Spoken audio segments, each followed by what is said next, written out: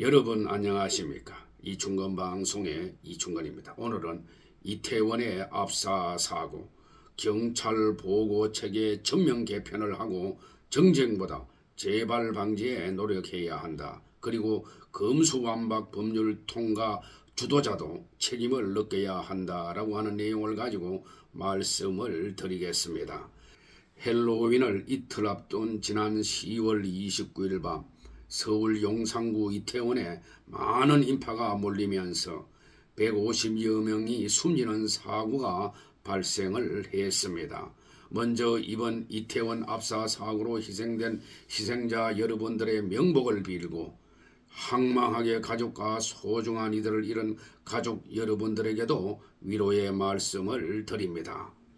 이태원의 헬로윈 참사가 발생하기 3시간 41분 전부터 압사 위험을 알리는 112 신고가 11차례 반복됐는데도 경찰이 적절한 조치를 취하지 않은 사실은 매우 충격적입니다. 사고 당일 오후 6시 34분에 첫 신고자는 좁은 골목에서 사람들이 엉켜 압사당할 것 같으니 이는 통제를 해 주어야 할 것 같다고 알렸습니다. 또 소방당국은 이날 오후 10시 15분에 사고 신고를 접수하고 3분 만에 서울경찰청에 공동 대응을 요청했지만은 경찰 기동대는 자정이 가까워서야 투입되었습니다. 경찰이 신고를 받고도 방치해서 화를 키웠다는 지적이 쏟아지고 있습니다. 서울 치안의 사령탑인 서울경찰청장이 이태원 참사 발생 1시간 21분 뒤 용산경찰서장에게 첫 보고를 받았다고 합니다.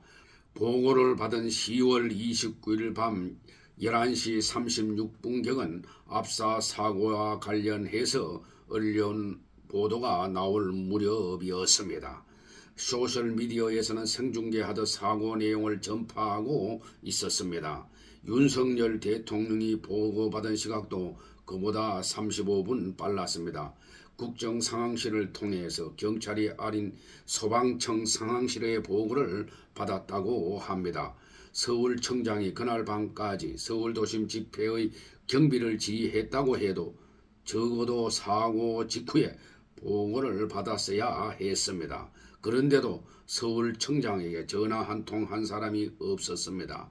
경찰이 소속된 행정안전부 장관도 경찰이 아닌 소방에서 첫 보고를 받았다고 합니다. 도저히 이해할 수 없는 일이 벌어졌습니다. 경찰의 현장 대응은 더욱 심각한 수준이었습니다. 첫 112 신고자는 이태원역에서 굉장히 좁은 골목으로 사람들이 밀려오고 있다라며 내려오는 사람과 클럽에 줄선 사람과 섞여 압사당할 것 같다라고 했습니다. 혼란한 상황에서 위기 현장을 경찰에 정확하게 설명한 것입니다. 이 신고자는 경찰이 지하철역에서 올라오는 사람을 통제해서 골목 안 사람을 일단 뺀 다음 들어오게 해달라고도 했습니다. 참사 3시간 41분 전에 접수된 내용이었습니다. 1시간 42분 전에는 사람들이 밀치고 넘어져 다치고 있다며 현장 영상을 경찰에 보낸 사람도 있었습니다. 일방 통행하게 해달라는 요청도 접수되었습니다. 현장 시민들이 해법까지 경찰에 알려준 것이었습니다. 늦지 않은 시각이었습니다. 신고자 요청대로 이태원역 1번 출구에서 골목 진입로만 통제했다면 참사는 일어나지 않았을 겁니다. 경찰 10명이면 가능한 일이었습니다. 시민이 요청한 최소한의 조치도 하지 않은 것이었습니다. 그런데 참사 다음날 이상민 행정안전부 장관은 경찰 소방 인력을 미리 배치해서 해결될 수 있었던 문제는 아니었다라고 했습니다.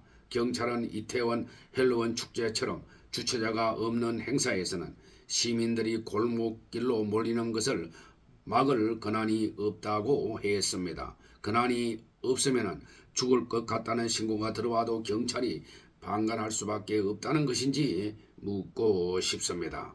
경찰청장이 현장 대응이 미흡했다고 하자 현장 경찰이 경찰 만능주의를 극복하겠다는 취임사는 전무 거짓말이었냐라며 공개적으로 반발하기도 했습니다. 국민에게 사과도 하지 말라는 지경입니다. 경찰이 만든 내부 문서가 하루 만에 유출돼 인터넷에 떠도는 일까지 벌어지고 있습니다. 경찰국 논란 이후 경찰 내부 기강이 흐트러졌다 하지만 이럴 수는 없는 것입니다. 지금 경찰은 정상이 아닌 것 같습니다. 서울 이태원 압사 참사 직후 정치권은 사고 수습과 재발 방지책 마련 등을 위해서 정정을 멈추고 초당적으로 협력하기로 했지만은 하루 이틀도 지나지 않아 정쟁의 기미가 고개를 들고 있습니다.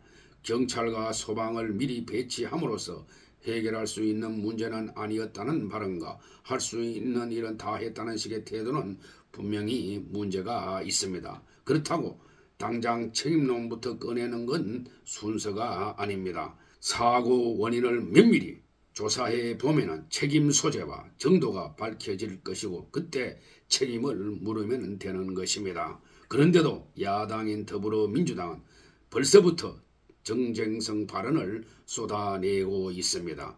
이재명 민주당 대표는 어제 의원총회에서 이번 사고에 대해서 명백한 인재이고 정부의 무능과 불찰로 인한 참사라며 대통령부터 총리, 장관, 구청장, 시장까지 하는 말이라고는 우리는 책임이 없다가 전부라고 주장을 했습니다.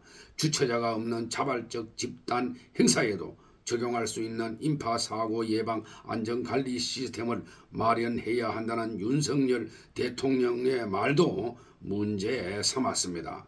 박홍근 민주당 대표는 사고 원인을 제도 미비 탓으로 돌린 것이라고 했고 강덕구 의원은 국민을 지키지 못한 정부를 부정할 권리가 있다라고 했습니다. 참으로 기이하고 위험한 해석 방식입니다.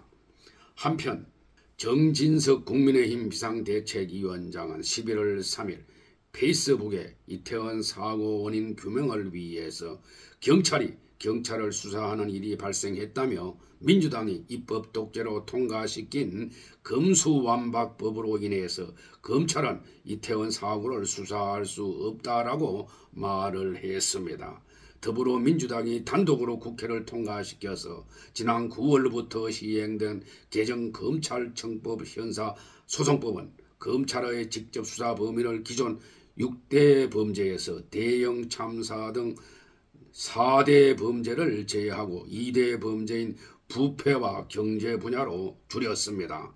이 때문에 현재 경찰이 셀프 수사하는 상황이 벌어졌다는 게 정진석 위원장의 주장입니다. 그는 경찰이 제19 수사하는 사법체계를 그대로 둘 것이냐라며 대형 사고에 대해서 검찰이 수사에 착수할 수 있도록 검수완박법을 개정하자 야당이 요구하는 국정조사보다 그게 먼저라고 말을 했습니다. 앞서 한동훈 법무부 장관도 전날 기자들에게 검수완박 법률 개정으로 검찰이 대형 참사 관련해서 직접 수사를 개시할 수 있는 규정이 빠졌다라고 말한 바 있습니다. 모두 맞는 말이라고 생각을 합니다. 대규모 인명피해를 동반한 재난과 사고는 정권을 가리지 않고 발생했습니다. 박근혜 정부 때 일어난 세월호 사고만이 아닙니다. 문재인 정부 때는 2017년 제천 스포츠센터 화재 29명 사망, 2018년 밀양 세종병원 화재로 47명이 사망했고 2020년 이천물류센터 화재로 38명이 사망을 했습니다. 비슷한 유형의 사고가 꼬리를 물었습니다. 그렇다고 이를 특정 정권의 탓으로 돌리는 건 무책임한 정파주의라고 생각을 합니다. 중요한 것은 다시는 이런 비극이 되풀이되지 않도록 하는 것입니다. 이번 사고도 마찬가지입니다. 어떻게 하면 예상치 못한 사고를 막을 수 있을지 우리 사회 곳곳에 도사린 잠재적 위험 요소를 미리 파악해서 예방 대책을 세우는 게 급선무입니다.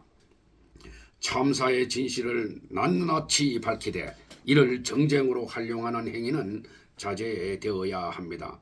야권 성향의 일부 단체는 추모를 내세워서 11월 5일 서울 도심에서 촛불 집회를 또 준비하고 있습니다. 야당은 정치적 선동을 부추기는 행태를 멈춰야 할 것입니다. 정부는 국가의 최고 책무는 안전이라는 점을 되새기고 재발 방지 대책을 촘촘히 만들어야 할 것입니다. 거리뿐만 아니라 출퇴근 시간에 지하철과 버스 등 군중 밀집에 따른 모든 사고 가능성에 대비한 매뉴얼도 마련해야 할 것입니다. 정치권은 이런 법률을 만들어야 되지 검수완박이나 언론계약법과 같은 악법을 만들어서는 안 되는 것입니다. 정치권은 정쟁으로 협의할 시간에 여야가 머리를 맞대고 주체자가 없는 행사에 대한 안전관리 법안과 재난위험 백서라도 만들어 보기를 바랍니다.